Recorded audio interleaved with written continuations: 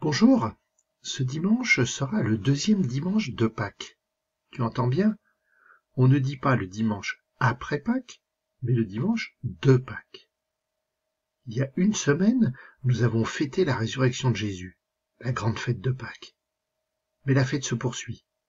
Et en fait, pendant tout le temps pascal, pendant les 7 semaines à venir, nous serons toujours dans la fête de Pâques.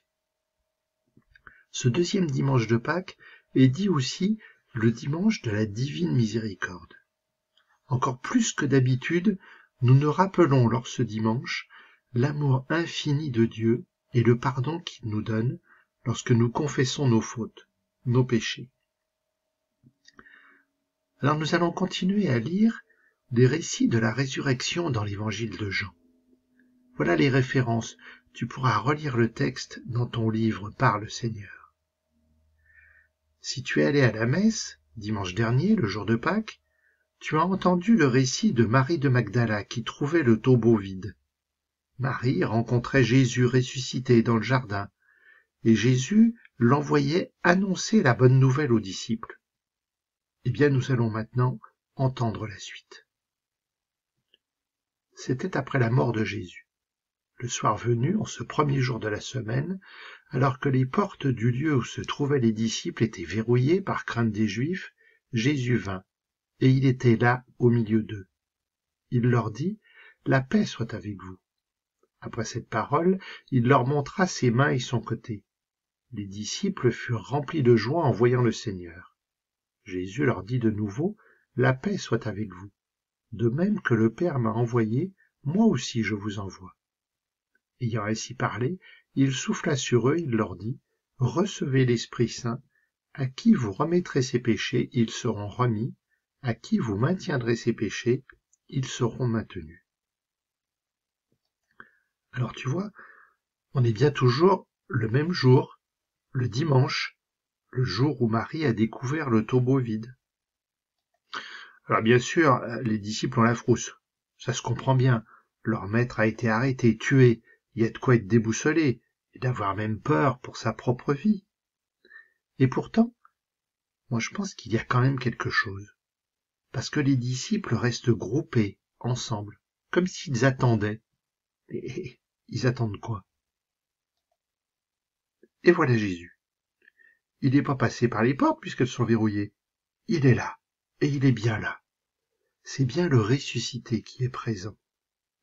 Et sa première parole, il l'a dit 2 fois, ce qui montre son importance. La paix, shalom en hébreu, c'est ainsi qu'on se dit bonjour au pays de Jésus. Mais ce n'est pas n'importe quelle paix, c'est la paix de Jésus, celui qui a amour, celui qui a donné sa vie pour nous. La paix de Jésus, c'est un grand voile de tendresse qui enveloppe chacun de nous. Et ce que les disciples sont en train de vivre en direct avec Jésus, eh ben nous le vivons aussi à chaque messe, lorsque le prêtre nous demande de nous donner la paix. Quand je me tourne vers mon voisin, ma voisine, et que je lui dis « la paix du Christ », ce n'est pas seulement un bonjour gentil au passage, non, c'est la paix de Jésus que je lui transmets. Les disciples ont à peine le temps de se remettre de leurs émotions que Jésus les envoie en mission. Jésus a fini ce qu'il avait à faire sur terre. Maintenant, c'est à nous de nous remonter les manches. Jésus a montré l'amour de Dieu pour nous en donnant sa vie et en ressuscitant. C'est à nous de transmettre cet amour de Dieu pour chacun des êtres humains. Et cet amour passe par la rémission des péchés, c'est-à-dire le pardon. Voilà pourquoi ce passage d'évangile correspond au dimanche de la divine miséricorde. Et comme cette mission n'est pas si simple que cela, Jésus transmet à ses disciples, il nous transmet la force nécessaire, l'Esprit Saint. On poursuit. Or l'un des 12, Thomas, appelé Didyme, c'est-à-dire jumeau, n'était pas avec eux quand Jésus était venu. Les autres disciples lui disaient « Nous avons vu le Seigneur ». Mais il leur déclara « Si je ne vois pas dans ses mains la marque des clous, si je ne mets pas mon doigt dans la marque des clous, si je ne mets pas la main dans son côté, non, je ne croirai pas. Ah, Thomas, moi je l'aime bien comme disciple. Parce que finalement, il me ressemble.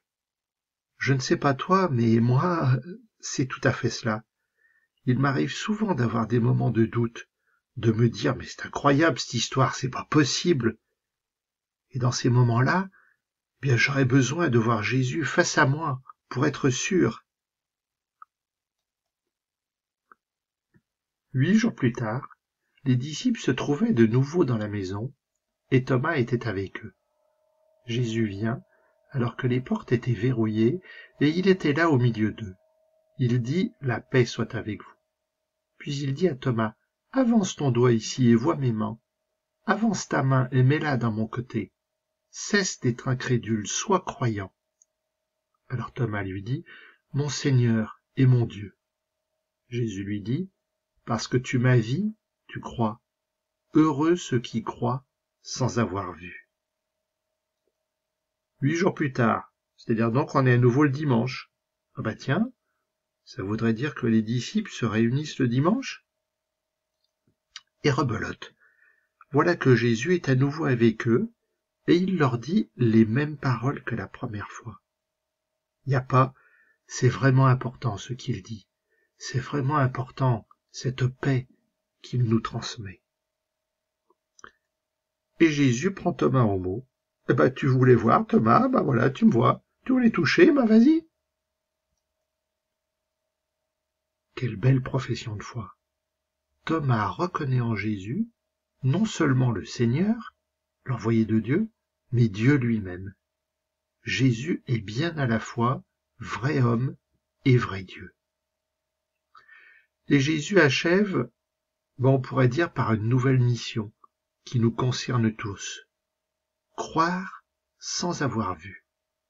C'est cela la foi. Mais mon Dieu, que c'est dur parfois. J'ai besoin de ton aide. Il y a encore beaucoup d'autres signes que Jésus a faits en présence des disciples et qui ne sont pas écrits dans ce livre. Mais ceux-là ont été écrits pour que vous croyiez que Jésus est le Christ, le Fils de Dieu, et pour qu'en croyant, vous ayez la vie en son nom. L'évangile de Jean se termine par ces quelques lignes, en tout cas dans sa première version. Jean résume pourquoi il a écrit ce livre.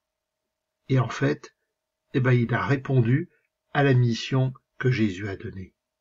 Transmettre la bonne nouvelle, pour que nous croyons que Jésus est Christ, que Jésus est la vie.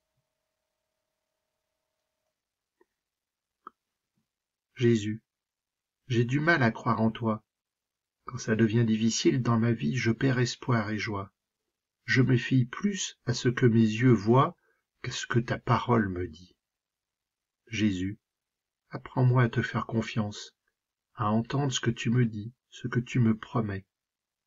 Jésus, aide-moi à écouter ton Père comme toi, à le prier comme toi, à agir comme toi. Amen.